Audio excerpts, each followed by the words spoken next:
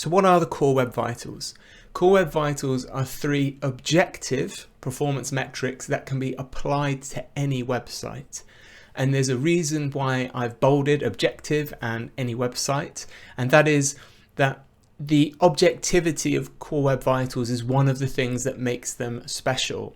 So there are all kinds of metrics people try and use to describe page performance or user satisfaction.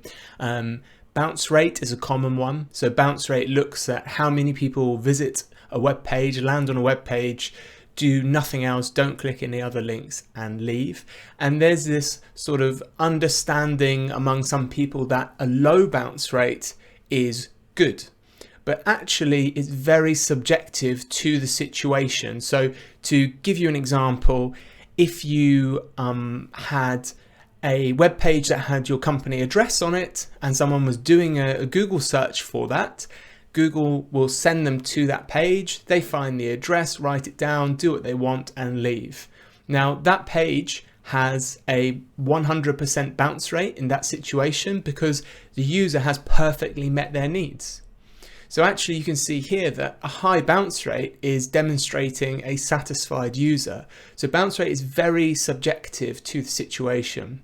The really neat thing about Core Web Vitals is there's none of this subjectivity. They're objective and there is a scale for each one of these metrics, what is good and what is bad.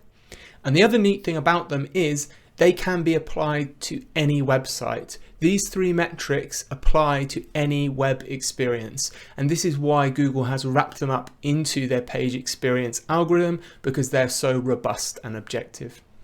So what are these metrics? We've got largest contentful paint, LCP, first input delay, FID, and cumulative layout shift, CLS. Now, some big words there. They sound kind of confusing and scary. Don't worry, I'm going to talk you through each one of these metrics very quickly in this overview and talking about what they measure.